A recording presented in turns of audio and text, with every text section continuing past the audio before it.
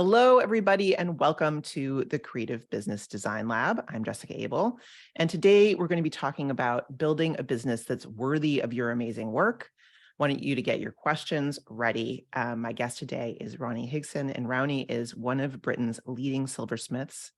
She's originally trained in Finland, and her studio is located in the dramatic landscape of Snowdonia, a rich backdrop of mountainous crags and rugged coastline that inform her work. And she posts pictures of it all the time on Instagram and stuff, and it looks incredible. I cannot wait to one day get to see Snowdonia in person, and Rauni, of course. Rauni, welcome. Thank you. Hello, everybody. It really is an incredible place. And I think that it is really like, you can really see the imprint of that on your work. One thing I want to make sure everybody understands is that Rauni, although you do make jewelry, you're wearing your jewelry, I believe. Very beautiful. It's not a focus for you. What's a focus for you is sculptural silver and tableware, serving pieces, things like that, sort of larger pieces. And so that's going to really inform our conversation here, because it's the kind of work you do is big and complicated and takes a lot of time. And so anybody who's here listening today or listening in the replay, listening to the recording, this is like something that I think it's really important to keep in mind, is that sometimes some of our work really takes a ton out of you. It takes so much to do the work that it really requires very thoughtful business design to make it something that can pay your bills. I mean, this goes as much for writers of books as it does for silversmiths, same kind of thing. Okay, so Rauni, why don't you walk us through a little bit? Like, we met, I want to say 3 years ago at this point, something like that. It was June 2020 in your free Facebook group for growing girls. Oh, okay. Yeah. I thought you found me through the flow video that I did for. Oh, I did. But that was when I was first in something where you were also. Oh, okay. Yeah. So so I did a talk for Creative Mornings that you can find on YouTube about the topic of flow. That's how Rauni found me. And this is one of these things that's like, as a business owner, it's really great to know what were people looking for that they then found me, and like, it was the right match. So you're one of the few people, Rauni, who can actually tell me how you found me. Most people can't. They're like, I don't know, things happened. I was Googling flow. That's how it happened. Yeah. And you were Googling flow because? Well, I was Googling flow because I'm also a climber, a rock climber. And I had done a kind of weekend, coaching weekend with a friend of mine who's she's a friend now. She wasn't a friend then, but she's clinical psychologist, and she coaches climbers and other, I think just climbers actually, and most of her work is proper clinical psychology, but she also coaches climbers. And one of the things is about finding flow and having flow experiences. And I kind of realized that I was really keen on having more flow experiences in all aspects of my life, and that it is something that I get from my creativity, like I'm sure lots of us do. But it was climbing that sort of crystallized it as a specific skill to practice. So that's how that happened. Yeah. And I think that the thing that you were struggling with when you came to me was that you were doing some really incredible work, but so many, like, you juggling so many different things to try to make ends meet, and just, not knowing where the next big commission was going to come from and all these other things. Flow was a little hard to come by. Yeah, and also spectacularly underestimating consistently for a good couple of decades how long things actually take. So, realistic, a massive reality check, which was actually brought on by COVID when time stopped. And I just went, I wonder what happens when, because everyone else has stopped, I carried on working because I was in the middle of something. Great, obviously, aside from all the horrendous things that were happening, but everything, all the chatter stopped, all the meetings stopped, all the all of the background noise completely stopped. And I thought, I wonder what happens when I just prioritize making the work as good as it can be.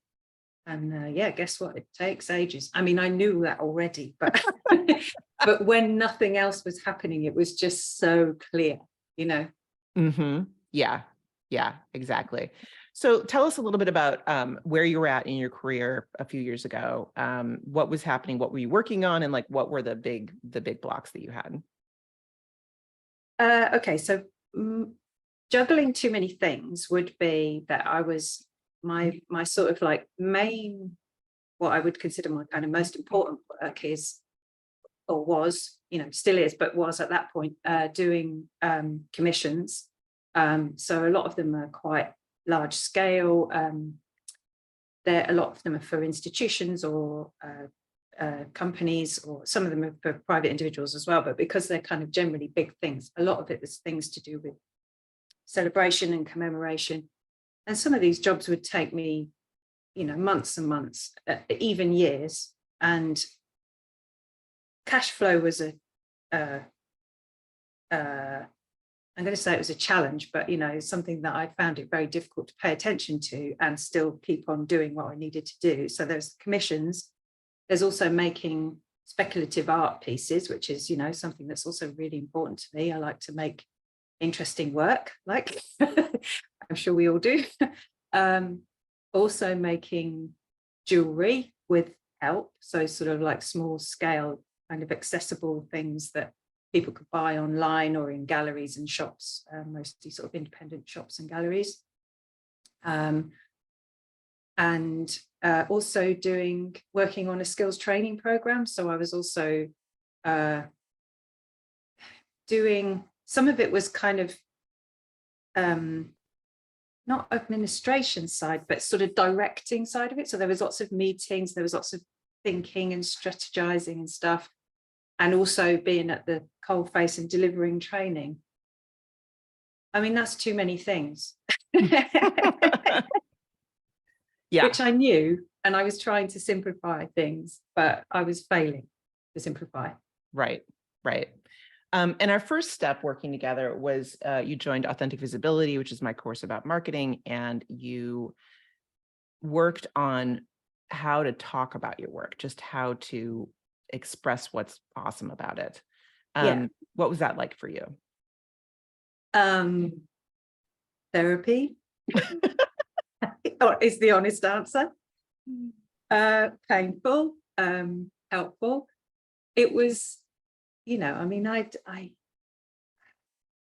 don't want to like be such a cliche, but, you know, I don't really like standing up and talking about my work. I put my work out there and go, there you go, I've said it all. You don't need to talk to me about it. But that's not the way it works.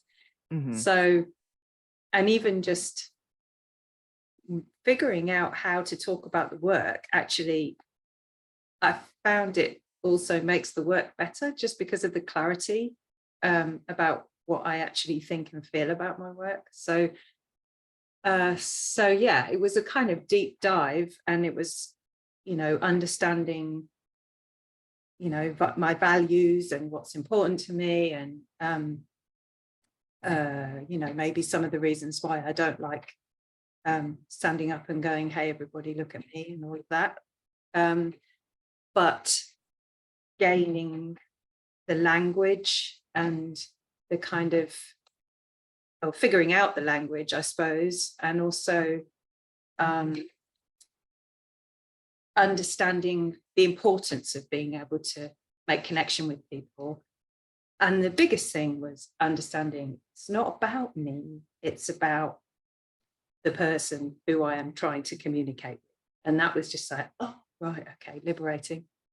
Right. And in recent times, you've talked about these opportunities you've had to speak to people now that you understand how much your work is about celebration of important events, especially commemorating important events in people's lives, in the world, whatever. Like one of your biggest commissions is the processional cross at the Liverpool Cathedral, I believe. Yeah, Liverpool Metropolitan Cathedral. Which is like, what, 9 feet tall or something? Like it's, you know, slightly inflated. It's 7.5 feet tall. Yeah, very tall, very tall. It's up here on me. Yeah, 2.3 meters. It's quite a thing. Yeah. And, something like that. And as you've said, they use it every week in their, in their services. And it's really important to you that they're using it. There's this relationship, and to be able to talk about that and express what that feels like to you, to the celebrants, to all these other, the people who are involved with this, the trophy that you made for the regatta, for example, what did it mean to you to create the trophy for this new race for young women? What did it mean to them to have this thing, and you've talked about opportunities you've had to talk to people, like new people you meet, about what you do. So you say, yeah, I'm the silversmith. And they're like, oh, that's interesting. I've never met a silversmith before. You have plenty to talk about. Well, what is that? Why do you do that? And then you can go into this way of talking that isn't really about you, right? It's about what happens with the work. And you've observed people then picking that up and going like, oh, I have something to celebrate too. Right? Yeah, And exactly. they make that connection. Yeah. And I think previous to that, I would always default to the technical, because that's what interests me, right? So, so typical. Yes. Yeah. Get a bunch of silversmiths together and they're just like, everyone else disappears and they're just like talking about tools. And, it's nerding out. I love the nerding out, but of course, that's not what is interesting to the people who might be my clients, or might not even be clients, just might be interested. So it's just finding ways to talk to people about what's interesting to them rather than what's interesting to me. Yeah. And I do remember early on, like, I literally didn't know what you did. You would try to tell me what you were doing. And I was like, silverware, forks? Like, what are we talking about here? Like, exactly.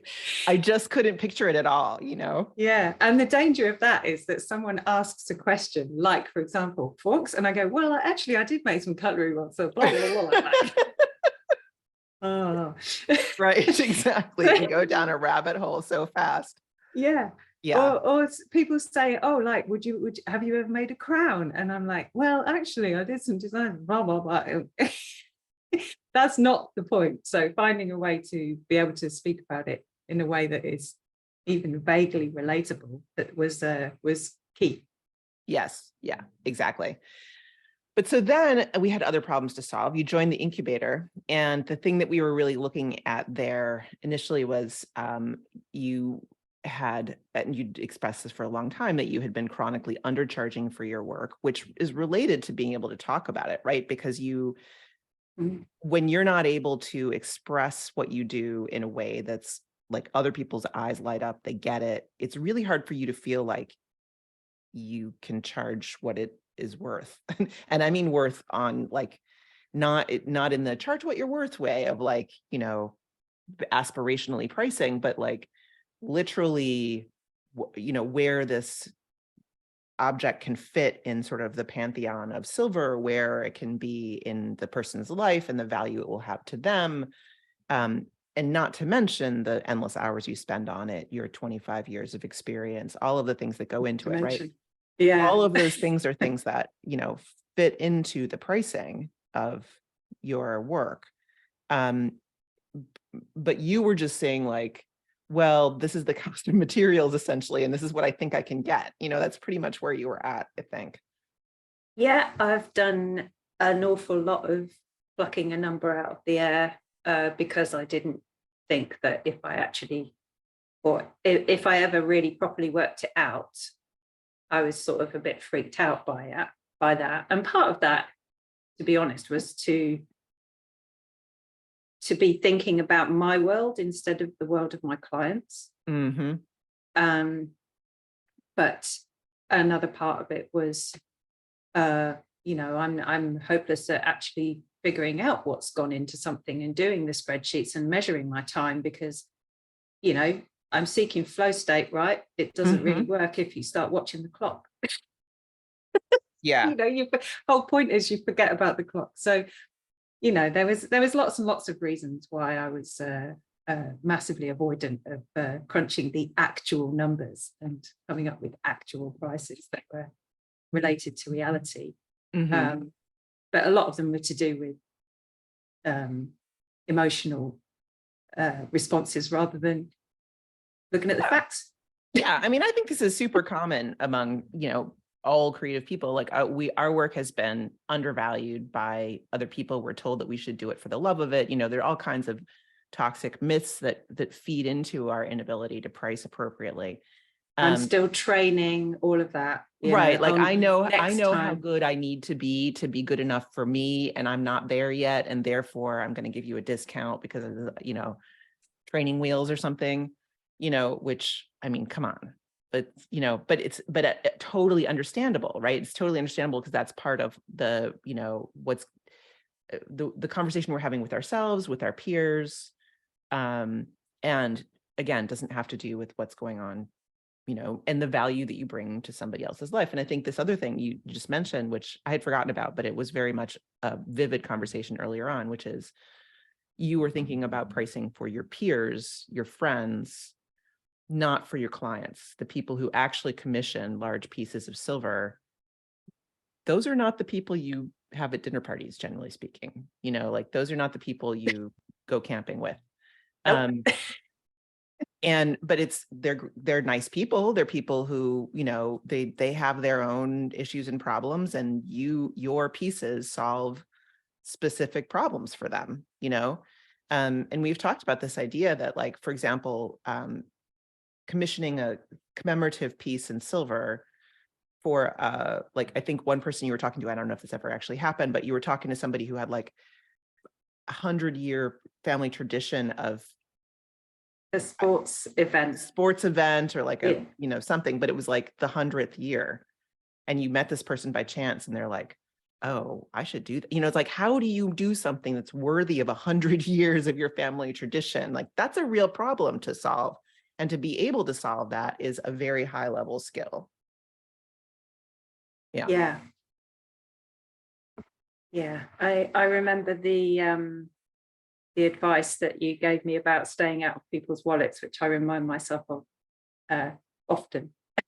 Yeah, very important advice. Stay out of people's wallets. Don't assume what they can afford and can't afford. Let them make decisions for themselves.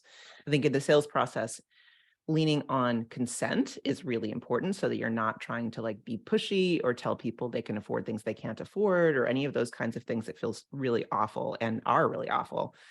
But being ultra clear about the value that you can bring and how you see this solving their problems, and saying like, okay, so do we have a deal? Like, is this going to work? And not backtracking or apologizing. Or how many people in this group, I just want to give a quick like flash poll, have had a price for something in their head, and then before they even say it out loud, they are discounting it for the person they're talking to. I'm seeing some hands up. I have done that too, by the way. It is not, like, absolutely that has happened before. Just, you just like, it's a moment that takes bravery. Like, it's not easy, but just saying it, you just say the thing. You just have to say it and let it land. And usually one of the things we talked about a lot, which I think is really relevant here, is that pricing is communication. That when you say, like, I make this object and it's 5,000 pounds, people put it in a pantheon of other things that are like 5,000 pounds, and they're like, oh, that's so special. It is special, by the way, like, that's real. But it is, if you say this is 250 pounds, they're like, well, that's really nice. That's very pretty. It's a craft object. There's a very different, like, understanding and appreciation of what it is that you're creating. Spending more money absolutely will make it feel more special to them. Yeah, and the key to not saying I don't still have a spasm when I say the price, because that probably is true, but the key to not feeling uncomfortable about it for me has been to get rid of the kind of real crunchy gear change. So a good example you just said about the guy who had this celebration about his family centenary thing. I was just chatting to him and he kind of came out with, it was almost like he sort of presented me with this opportunity to have a chat about what I do by just asking him questions, because I was really interested in this bizarre family tradition that they had that was really lovely, and very unusual for it to be an unbroken family tradition as well, for that long. And he was there feeling the weight of responsibility of this thing and kind of feeling like I've got a problem. And I would never have understood that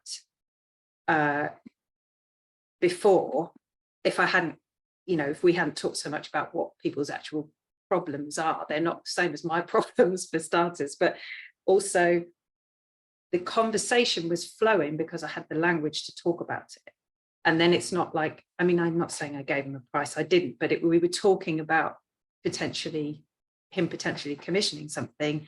And it was just part of the flow of the conversation because we were having an interesting chat because I had language ready to talk about what I do, which was at the time a bit of a revelation. Yeah. And I think that thing of like understanding, you could just say, oh, well, I actually can help with that. Exactly. Like you have a problem, I identify your problem. That is a painful problem. You know what? I actually have a solution. You want to hear about it. I'd be happy to share. Like that is a moment of getting permission from somebody to talk about your offer. And it's really powerful and it feels like helping, which it is, so even if they don't actually take you up on it, in the end, you can feel great about that moment of, sharing a potential route for solving this problem. Yeah, exactly. In that case, it didn't end up coming to something, which is fine, but it was still an energizing kind of exchange, which was really good practice for the next time or, any other conversation really about talking to a client without feeling like I'm sort of hijacking a social situation and turning it into a business situation. It was just all very natural. And that was a kind of, a relief, I suppose. Yeah, exactly. But it doesn't I don't think you ended up doing this project, no, right? Not that one. No. But the whole point is that you saw, oh, I can do this. Like that was the big aha in that moment was like, this feels natural for me. I don't feel like I'm being a tall poppy and standing up and going, I'm too special. And, like you're in a very British, situation of like a fancy party. And you would know if you were showing off, people would, tell you that you were showing off in some, unspoken way. And you weren't, you were actually being really helpful. And also not pretending to be someone else. That's another good one. Because, I think I used to feel in those situations where, where I felt like I didn't fit in, I would more likely think I'm like putting on being someone else. Whereas now I think, I'm unashamedly myself, and that's a lot nicer. Huge. That's amazing. So what we ended up talking about and starting to develop at the time when you joined the incubator was essentially a product line that productized service, where commissions, just for everybody to get context, means somebody says, I have this very specific thing, like, for example, this regatta, you developed a trophy for the regatta. So they're like, we're going to create a new race at our regatta for young women, I believe, right? Yeah. And we don't have a trophy for it because it's new. And so we're going to find somebody awesome who can do that. Okay, Rauni sounds great. And you create drawings for it and sketches, and you design, and you probably go back and forth with clients, a very custom piece. You make one, that's it, right? Yeah. And then you probably don't get another commission from the regatta soon. Maybe someday they'll have another race and they'll hire you again. Yeah. But it's not like you're going to have this necessarily repeat business from like the cathedral in, Liverpool, although they do need candelabra, I'm sure. Anyway, the point is that to do something that, like, when you're doing something that's going to take you 6 months or a year to finish, have something smaller that you can create, and it's already designed. You don't need to go through the design process. Somebody's buying an existing design, very handmade and bespoke, but still like a model that they can buy, not literally off the shelf, but like, it's a set process, and you can how long it's going to take you and all those other kinds of things. And so you developed a goblet called the Revealite Goblet that is something that you can create many of, and each one is individual, but they look similar. You can make sets, etc. tell me about that, like your thinking around that. Yeah, well, I actually designed that. It's like a little drinking beaker, basically. I actually designed it quite a few years ago, and it's the closest thing I've ever come to in silversmithing terms to a bestseller. I've actually made loads of them, which is highly unusual because although obviously if I design and make something, I could make it again. So often with the kind of clients that are interested in silversmithing, they go, oh, that's lovely. Would you make me one like this? Or that's lovely. Or I've got an idea about something to add to it. Or that's lovely. Would you make me something unique? So it's a tricky thing. And I mean, I think in that case, I kind of hit on something which is repeatable, even though it's they're all unique because they're hammered out by hand, but at the same time, there's pattern. So I did a sort of, I did like a scientific experiment. I thought, what happens if I make 8, all at the same time, and track my time like really properly for once, and try and utilize some kind of economies of scale. And it's like a small scale batch, I suppose. And then, tried to market them. And, that's the bit that I always fall down on, to be honest. But yeah, it sort of worked to some degree. And then I realized that there was a bit more work to be done with basically developing relationships with clients. That's been my biggest kind of challenge, I guess. Right. And you needed to go back and collect whatever information you could find historically about clients who'd bought work from you before so that you could go to them again. And that's an ongoing process. Like it's taken a long time to kind of excavate all this stuff and pull it together. Yeah.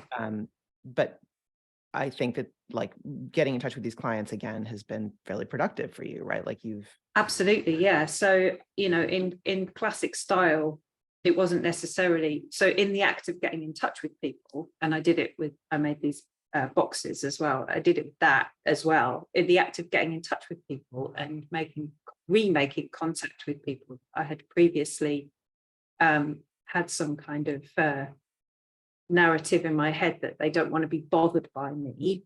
When I did get in touch with them, they were, delightful. And some of them bought the beakers, and some of them commissioned something else. And, so all this other kind of stuff flowed forth from having relationships with people and talking to people. Shock horror. Yep. Yeah. And I think that's the, like identifying, and over time, you'll know that there's like large chunks of the people who've been in your life in the past who are not going to come back in and buy new things, and that's fine.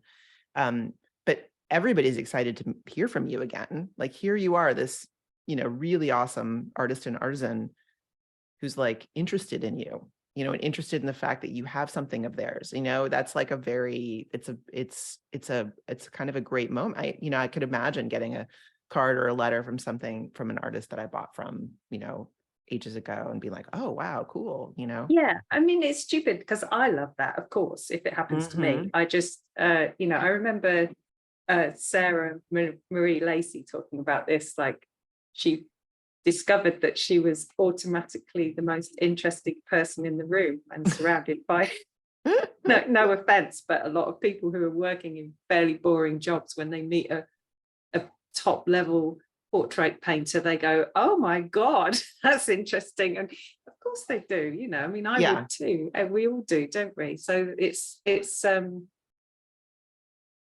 been a real eye-opener to realize that that those quirks are strengths, and those kind of curiosities are fascinating, and being able to talk about it is well, it's been a game changer. Mm-hmm. So I feel like what's happened with the beakers and then with the boxes, you've started this series of 25 semi-customized, and it's on a pattern, but like little boxes. really beautiful little objects on a slate plate, kind of very awesome design object. And that's to commemorate your 25th year in business as a silversmith. Yeah. And so these are both things that are sort of product lines in a sense, where you're creating something and then trying to sell it. And you found that quite difficult. And I think that that is not surprising to me because for anybody who's a fine artist here, or, anybody else who creates stuff and then tries to sell it, you've experienced this thing of like people liking it, but they weren't already thinking I need a silver box in my life. So, Yeah. they like trying to find the people for whom this, fulfills a mission for them is challenging. And it'll happen, but it happens on a much slower scale without having that machine built up where it's sort of like, yes, I'm constantly putting this in front of these same people and they're collectors and they buy more stuff. It's difficult to do. And I think what this has done is it's brought you back full circle to commissions, but instead of waiting for giant commissions to kind of land on you, it's opened the doors to developing commissions, finding opportunities for commissions. Yeah. Yeah. And that's been interesting. One of the reasons why it took me to kind of come back around was because up until I finished the Henley Royal Regatta Trophy, that was a massive piece. It overlapped with the previous piece, which overlapped with the previous. And for quite a few years, I had sort of two on the go at any one time. And I was juggling, whilst also juggling other things as well, which was obviously quite stressful. And I didn't have time at the time to look up and even think about strategy. It just didn't even occur to me because I was just going, shit all the time, basically. That was my life. So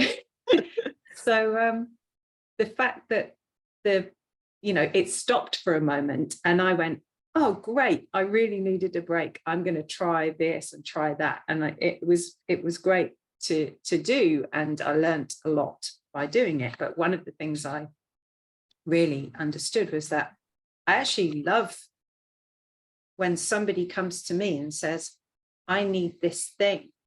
And I can then make them something that is, hopefully when it works, it's more amazing than they could have conceived, or they didn't know what they wanted until I was able to make it happen. That's the exciting thing. And it gives me a chance to do, always interesting work because I get bored. So I love doing one-offs. But obviously if they are one-offs, they have to be well paid because otherwise, otherwise it's not you're going to end up back where you were before with lots of too many things going on. Yeah. No, I think that's right. It's like and this is what I want to highlight for everybody is the difference between creating an object, any kind of product, like even an incredibly awesome high-end silver piece, but it exists and you're trying to find a buyer for it. That is a product-based business in some sense. And then on the other hand, you have a service-based business, which is commissions. And so, when you have a product, you're out there looking for the people who have that problem. And that can take a lot of doing, right? When you are offering a service of some kind, you are solving problems that exist. Like, you find the problem and then create the solution instead of the other way around. And that feeling like, oh, I can solve people's problems. Like it's very enlivening, like I can help people with this. I can do, like I can impress people with what I'm doing and they can feel awesome about it. And I feel awesome about it. That's a really powerful thing, Yeah, it's energizing. And the other thing I would say while we're talking about the kind of that relationship with sort of products, as it were, was that one of the things I thought was that people want to buy these beakers. I haven't got enough time to make them all and do all this other stuff. So if I can just get some help with some parts of it, then that will be fine. And that was somewhat true, but it didn't solve the problem then of marketing them. So unless you're responding to an actual waiting list, which is a different, you've got a load of people already want something and you haven't made it yet, then the time to make it is the issue, or help to make it. But having help to make it and then trying to do the marketing, that's a different issue. So trying to find people who want what you've made is always a different thing than responding to somebody who needs what you are able to produce or And you still have to create. find those people, right? You still have to be in front of the people who do have a problem that you can solve. And Yeah. that is a marketing activity. But Yeah. the sales part of it becomes much easier. Yeah. So, you still have to be out there. And I see Jean saying, did you find you had to go out to more events than you were used to in order to meet people? Or what situations do you put yourself in to meet your people? Well, the irony is that I used to go to a lot more events and now I do less, but I talk to fewer people at a higher quality level of communication now, is the answer. Short answer to that, probably. Mm-hmm. Don't actually do events anymore. I used to. So I kind of. When you say events, you're talking about like craft fairs, that kind of thing, right? Yeah. Well, Because and we could also, also be talking about the kind of thing that Sarah Lacey was talking yeah, about in our other session, where they're fancy parties or whatever. You're certainly doing those kinds of things at I am, times. yeah, but I was doing even more of them because I was sort of coming from a place of, I was accepting every possible invitation before, whereas now I kind of consider whether it is, oh, this sounds so up myself, a classic tall poppy moment there.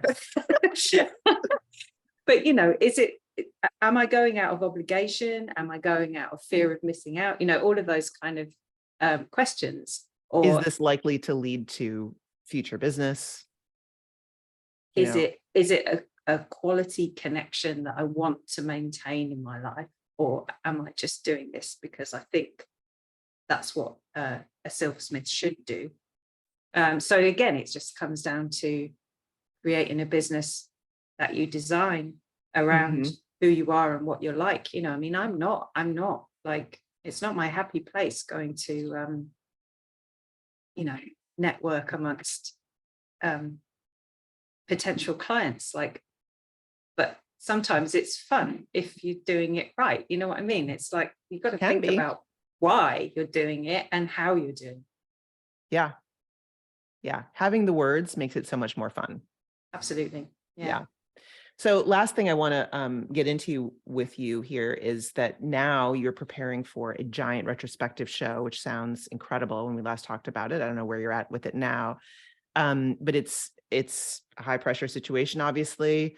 But it offered so many opportunities to reconnect with all these different constituencies, to borrow pieces back from your history, because it's a retrospective, so it's showing your whole history. You're also able to have a kind of pedagogical, educational element to it. And that is, and one of the things we didn't talk about, I don't think we have time to get into too deeply, is that you now have this new, instead of kind of teaching workshops at a low level, you actually are taking individual clients for troubleshooting education, like higher level silversmiths coming in to study with you, mostly online, possibly also in person, for a brief period to like solve something. So instead of this kind of like, I'm adjuncting, I'm all over the place, it's like, I'm going to do this is how much it costs, here's how much time you get, much more bounded. But so hopefully this educational end of things will help that effort as well. Can you talk about what you're doing with the show and just tell us about it a little bit? Yeah, well, it's I've been a member of the Makers Guild in Wales for sort of many, many years, and it came through as, it's the gallery is the Makers Guild gallery, but yeah, it's a solo show by sort of, it ended up as a bit of a coincidence, but anyway, there we are. It's a great opportunity, and I've actually just yesterday got news that I've got funding from the Arts Council of Wales.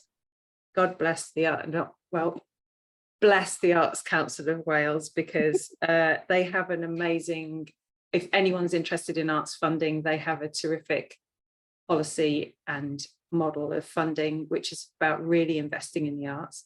So one of the things is, it's got to be interesting to a lot of different people, but I am obviously now really clear that what I want to do is major on commissioning. And one of the reasons I want to do that is for everyone to understand that it's a really great way of supporting artists, like not just, hey, commission me, but, you know, this is a process that where anybody within reason can be part of supporting artists to have a sustainable career. And they also get something, you know, totally amazing, hopefully. And there's a kind of process that is very often very secretive. So I want to actually kind of shine a light on that, really, and talk about it for the sake of obviously myself, but also other artists, and also for the sake of just spreading the love and having more art being commissioned in the world, you know. So that's one of the things I'm focusing on, but also shining a light on all the kind of hidden aspects. It's called Illuminating Silver. So I just want to shine a light on all the hidden aspects of what goes to make a sort of sustainable career as a metalsmith in the 21st century, because it's a bit of a weird thing. Like, I mean, nobody needs what I do, but as far as I'm concerned, it's part of the cultural landscape, and the skills and the passing on of skills is really super important to me. And there has to be a point to that. And, you know, part of the point is that I think we would be letting down the unbroken chain of incredible intuitive metalsmiths from the Bronze Age to now. And that's something I'm always banging on about. But the other point is that it's actually a valuable thing for all kinds of people in this world now. It's just that people might not be aware of it. And as I have got such a lot to say about it, it gives me a way to talk to my previous clients and all the people I've ever known who have been part of my career, really. So that I'm going for a massive crowd at the private view because it's fun and interesting, as it turns out. Also totally terrifying, but you know. Yes, but good terrifying. Yeah. Yeah. And I mean, just so many opportunities to talk to people about what it is that you do, the value that you bring to the field, to people's lives in a way that's very natural, not braggy, you know, here's what it really is. And reactivating relationships with all kinds of people throughout your career, which is just brilliant. I love that. Yeah. So yeah, congratulations. Congratulations on coming up with a title, which is awesome. I know we were struggling about that. It sounds great. It was a painful birth. And the grant, which I know was necessary in order to really have this be able to reach its potential. And so that's really great. Yeah. Let's pivot to questions. Before we do, I just want to make an announcement. We're going to be continuing with this program, but I'm going to pivot the format of it a little bit. And so I would really love to hear from people who've actually been here. So you guys, as well as people who've been to previous events, and we'll send out this link also to everybody. But this is a quick survey that I would really love to hear from everybody about what you think about this event. We're probably going to move to a more audience-focused version of this, where we're going to have more discussion with people coming in and solving problems that you have. So that's the direction I'm looking at. And our next event, which will have the new format, whatever it is July 11th. So now we will jump over to questions.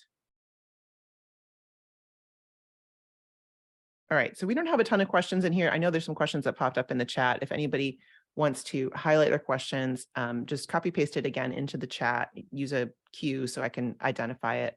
But so I do have a question from Elizabeth, who says, what tips do you have on sustaining a solid network or several with other creatives? So that's different from what we've been talking about in terms of the, networking with potential clients and connectors to clients. I mean, that's one thing with networking with other creatives. Frequently, those people are not your clients, but they know your clients. And so they may be able to connect you to potential opportunities.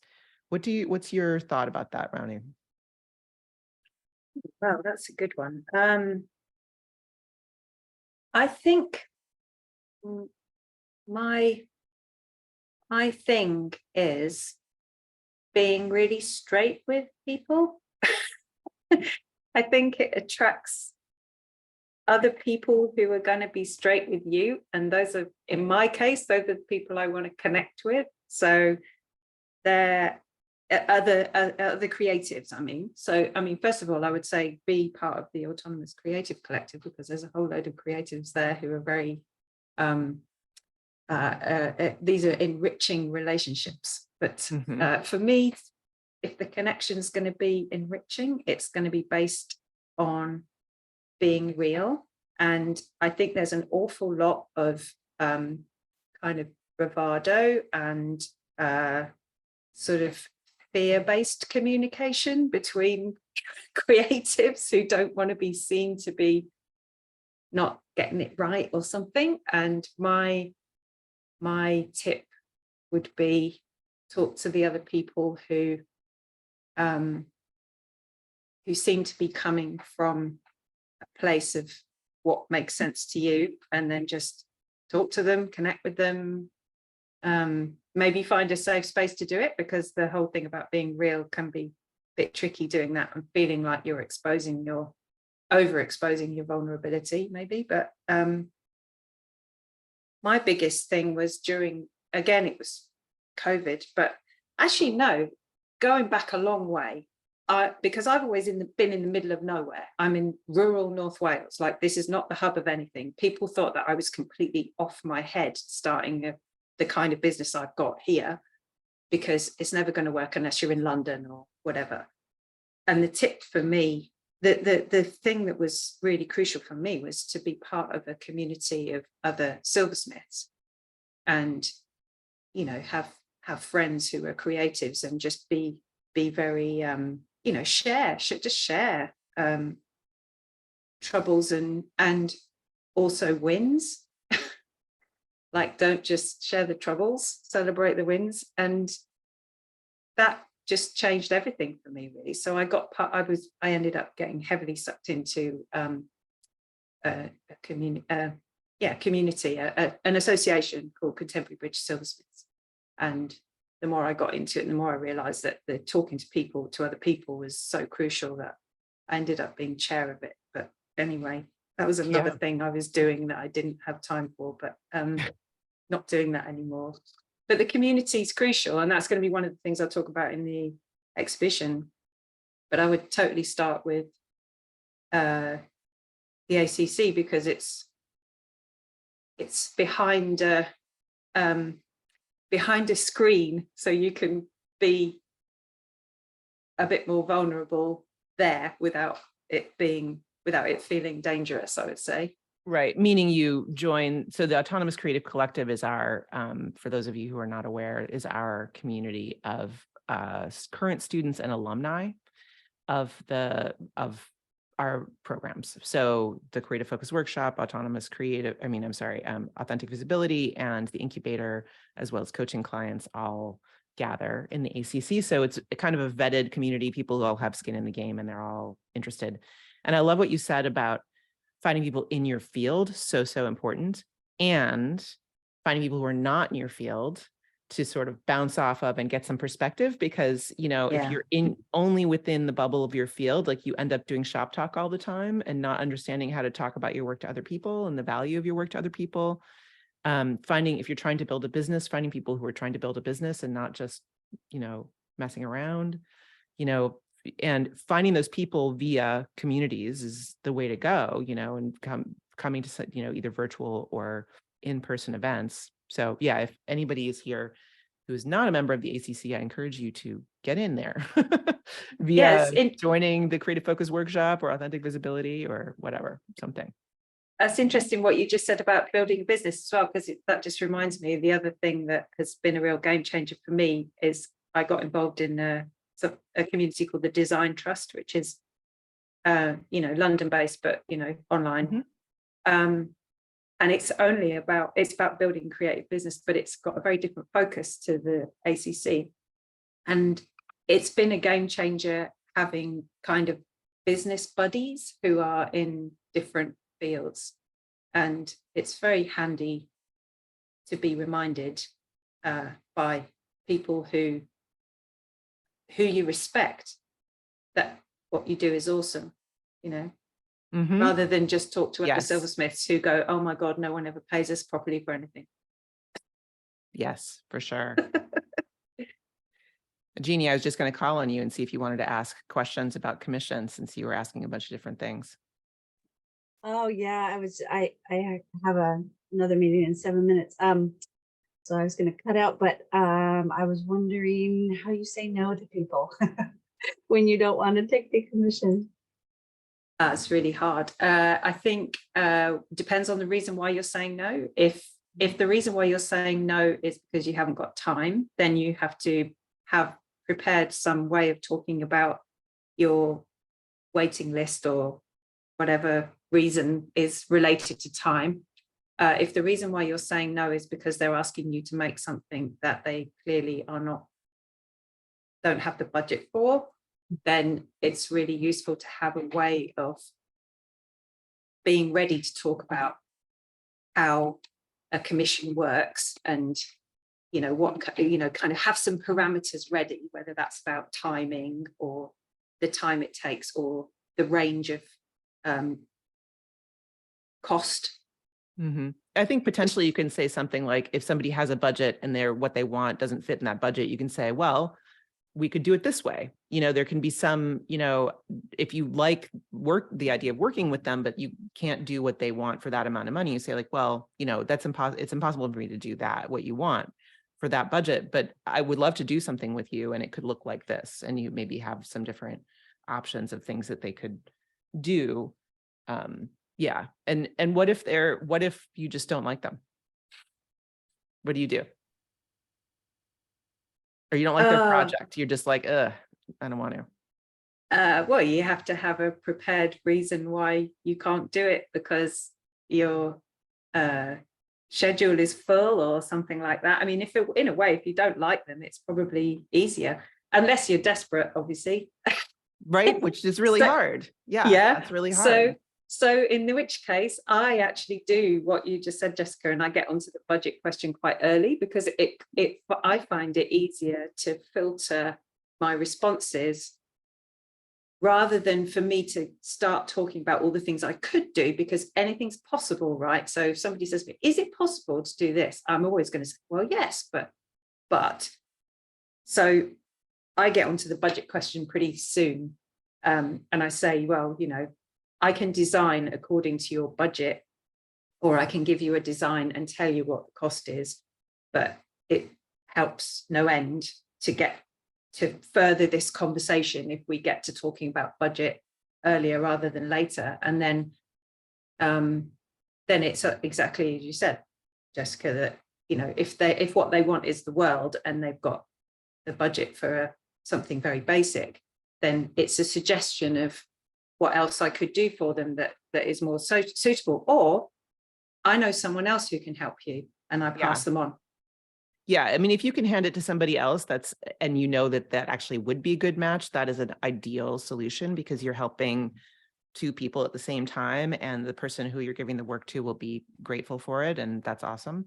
But I've definitely had people try to ask me all the time, like, will you draw, a 300-page graphic novel about my business or my thing, like out on the wire, And the answer is absolutely not. Like that, no matter what they are doing, the answer is absolutely not. I will not do that. And so I just say, I don't do that work, but that is not something I do. And so not, I can't, not, I won't, I don't, just using that. It's not the type of work that fits within my portfolio. Thanks for thinking of me.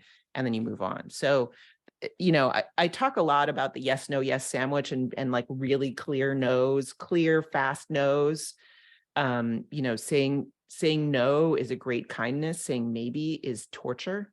So the faster you can say no to something, the better off everybody is. If you're not going to do it, just figure out a way to say it as kindly and clearly as possible. If you leave even a tiny crack open, it's the red flag clients who will find a way through. Absolutely. Yeah.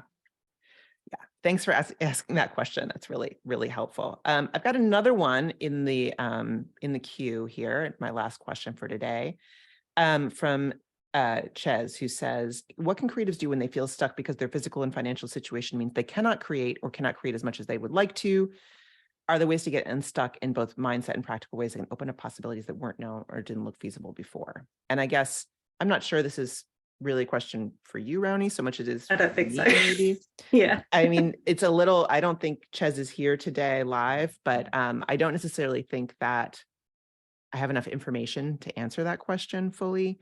But at a sort of global standpoint, and this goes, and the kind of thing that this does, I think does connect to today, is this idea of like getting stuck financially, where you are taking on too many things and you don't have time for the big creation that you want to be making because you're trying to make ends meet. You're trying to do all these different things. That may or may not be what is at issue here, but I think that the really difficult imperative in whatever case it is, if it's like, I don't feel like I have time for this, or my physical limitations are X, or my financial limitations are X, you absolutely have to create time to step back and assess, really to reflect on your situation and figure out what are the factors that are like, what's actually important to me? What am I actually doing? So, kinds of things we do in every program I do pretty much are like time tracking, for example, just for a couple of weeks to figure out what are you actually doing with your time and where is it flexible? Where is it not flexible? And doing that every once in a while, figuring out what are you doing that is low value to you, whether that means financially, whether that means in terms of your creativity, whether that means in terms of, any other benefit it has to your life. How can you say no to those things and end those things? And then, move forward from there. I think that that's, even if you like, the more scarcity you feel, the more imperative it is that you actually, create a date with yourself to think and really spend some time working on the problem, because the scarcity does not get better, it gets worse. Yeah. We all think like, oh, I just have one more thing I need to do, and if I just finish that one thing, then I'm going to have this, acreage of clear space on my calendar. How many of you guys right now, if you looked at your calendar right now, you look a month out and it's like blank, and you go, I have so much time then. Is there so much time to do stuff in the future? No. Your calendar then is going to look like your calendar now, unless you do something radically different. This is a little like tip that I got from somebody recently from a podcast or something, which I've heard before, but I had forgotten, which is, if you wouldn't say yes to something today, like to do it today, like a wedding, somebody says, can you come to my wedding? And if you wouldn't go today or like tomorrow, then you shouldn't go a month from now. Like you should, I mean, obviously a wedding, there's special circumstances. Maybe you need to go because it's a family member and you have to rearrange your life around it. But like, if it's one of those things where you're like, and you're trying to decide, if you wouldn't do it today, don't put it on your calendar in the future. So that's what I got on that one. Yeah, that's really good answer. But I just have one other thing to add to that, which is that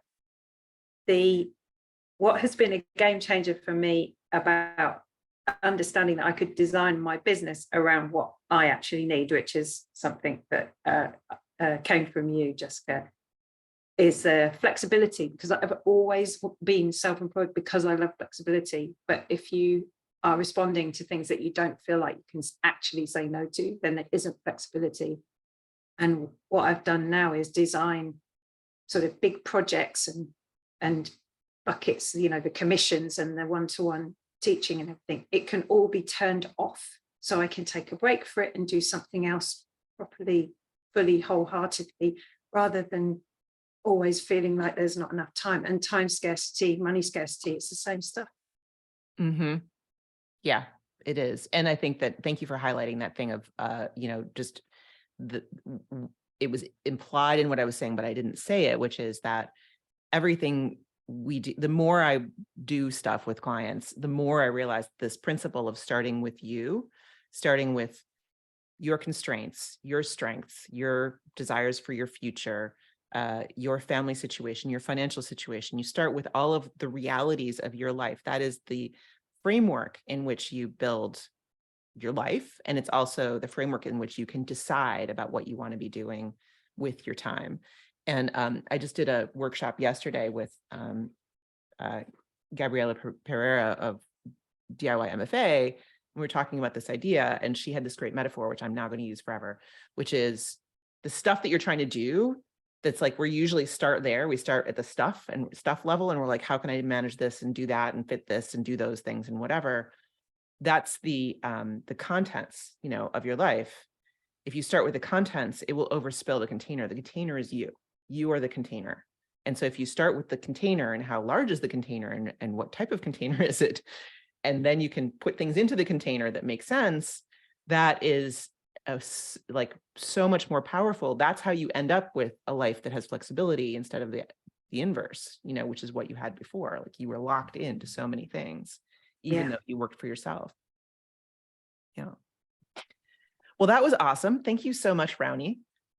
Thank you. It's been really great to see everybody here live and the questions that came in ahead of time. Thank you for that.